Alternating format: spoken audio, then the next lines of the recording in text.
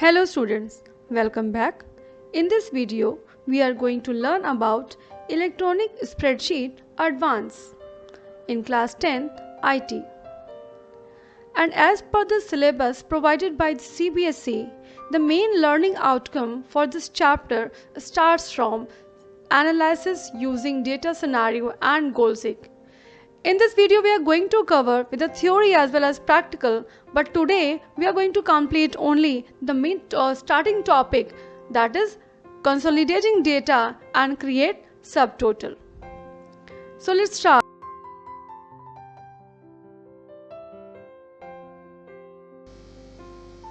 Okay, तो सबसे पहले देखते हैं, समझते हैं कि डेटा कंसोलिडेशन है क्या.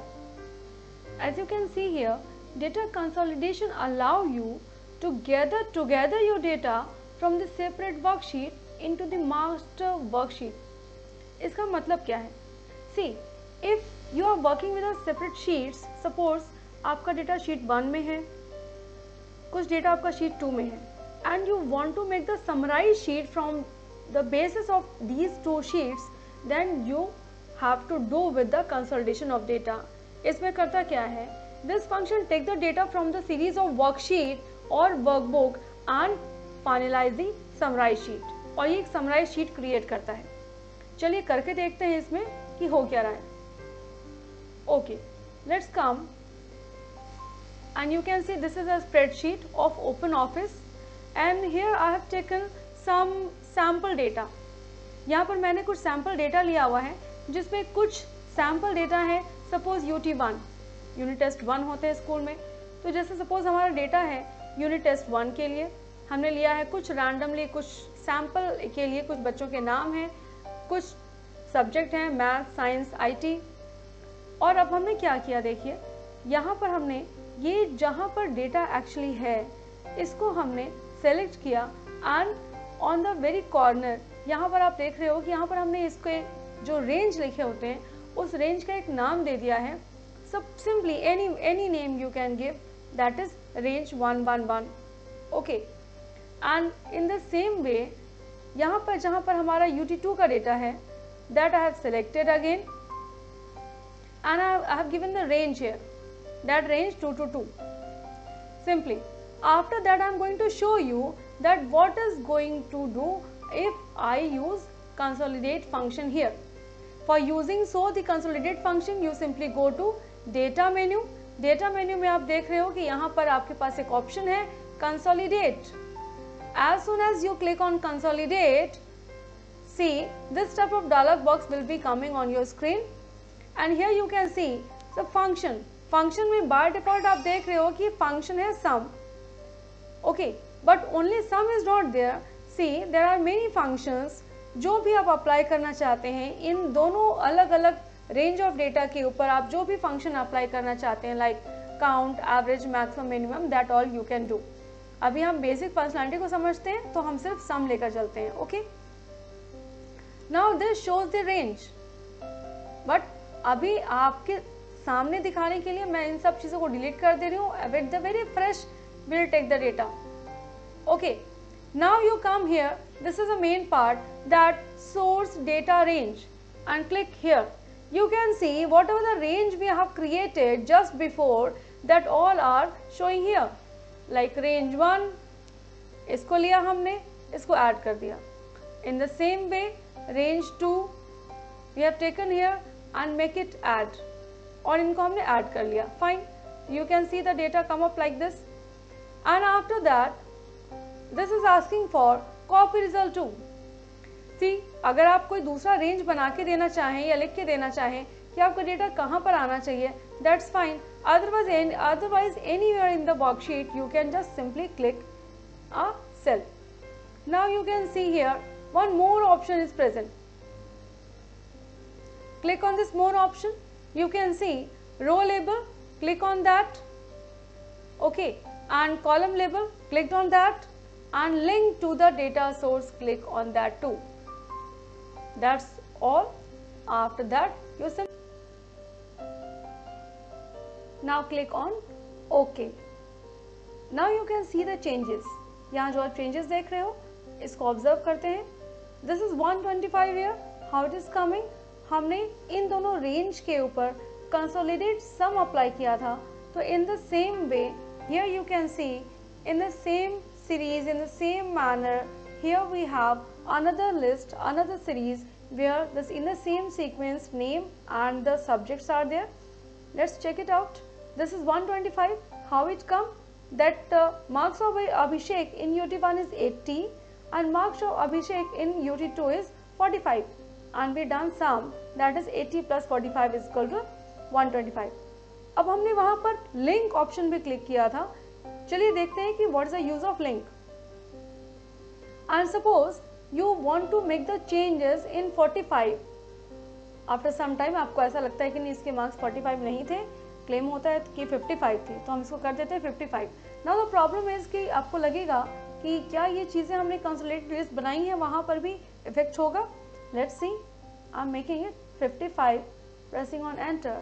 You can see the changes over here. This is a use of link option come up with this consolidate option. I think this will be clear to you. अच्छा, just to show at the same platform I applied the range of this sheet only, but if you want then you can apply the sheets of in different worksheets too.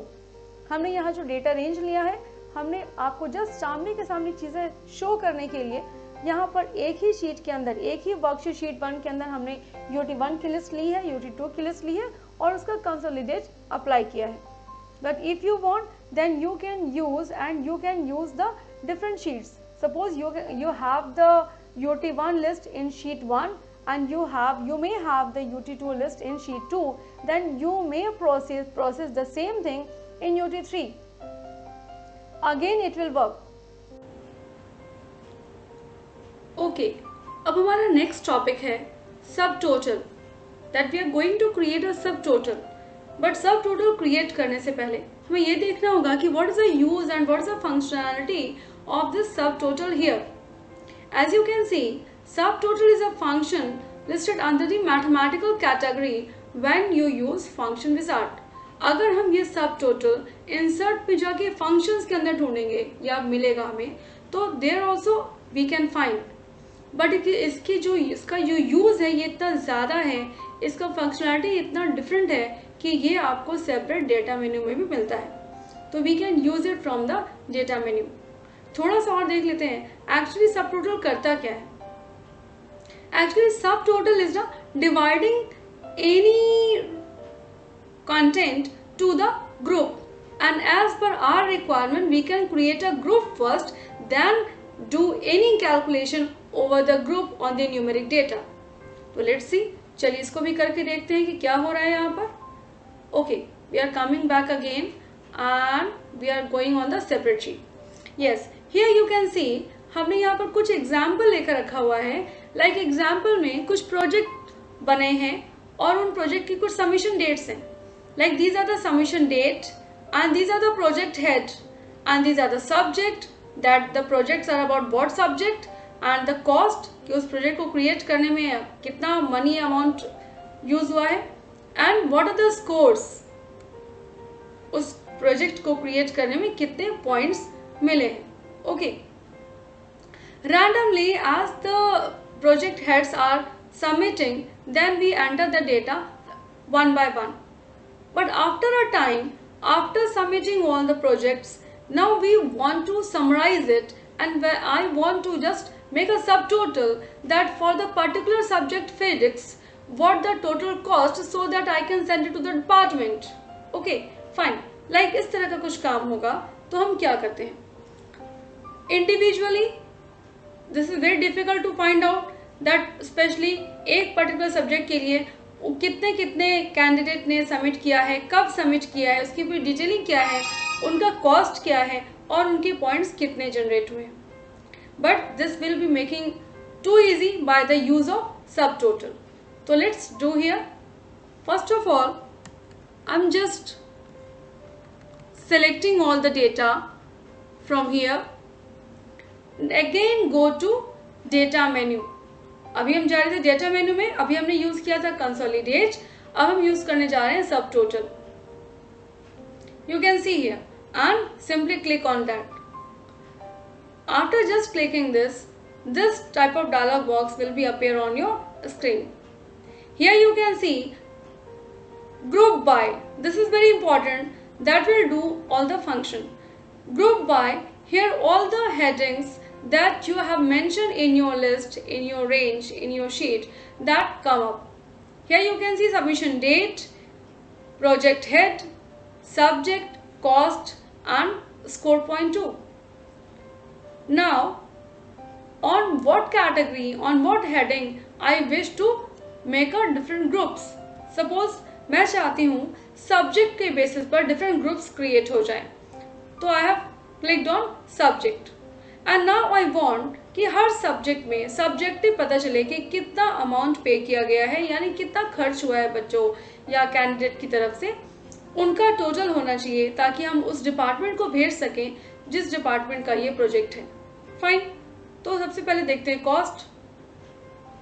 तो calculate सब total for, अब ये group करेगा subject के according और उसके अंदर जितनी भी चीज़ें होंगी उसमें जो कॉस्ट होगा उनको ये टोटल करेगा. साथ ही साथ अगर आप देखना चाहें तो स्कोर पॉइंट को भी करते हैं, बट अभी हम सिर्फ इसको करके देखते हैं. और जैसा हमने देखा था डेटा कंसोलिडेशन में कि सिर्फ एक ही नहीं बहुत सारे फंक्शन से अप्लाई हो सकते हैं, यहाँ पर भी उसी तरह सम डिफ़ॉल्ट है, लेकिन सम के साथ count, average, maximum, minimum, product, ये सारे फंक्शन भी अलाउड हैं कि हम इसके साथ यूज कर सकते हैं. Fine, nothing else to do, simply click on okay. As soon as I click on okay, you must have observe the changes here. आपने यहाँ चेंज देखा होगा. अब ये जो हमारा सारा डेटा था ये सब्जेक्ट के अकॉर्डिंग ग्रुप बन गया है.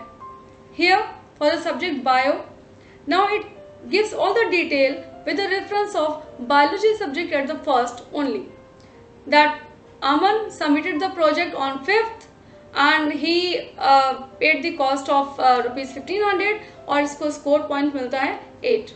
In the same way Abhi submitted the project 7 on 7 and इसने जो पैसे लगाए हैं that is 2200 and इसका score point है 7, something like that. ऐसे ही हमारे पास जो ईशा है इनका बायो का प्रोजेक्ट सबमिट होता है ऑन 9th और इन्होंने 800 रुपीज़ उसमें लगाए थे, लेकिन प्रोजेक्ट बहुत अच्छा था और उनको मिलते हैं 10. In the same way we have grouped it in a different way also. Okay, and now we have calculated the cost as per this group. तो अभी सब्जेक्ट के हिसाब से ये चीज़ें ग्रुप बन गई हैं, सारे सब्जेक्ट के अकॉर्डिंग अलग अलग, उसमें सारी डिटेलिंग आ गई है.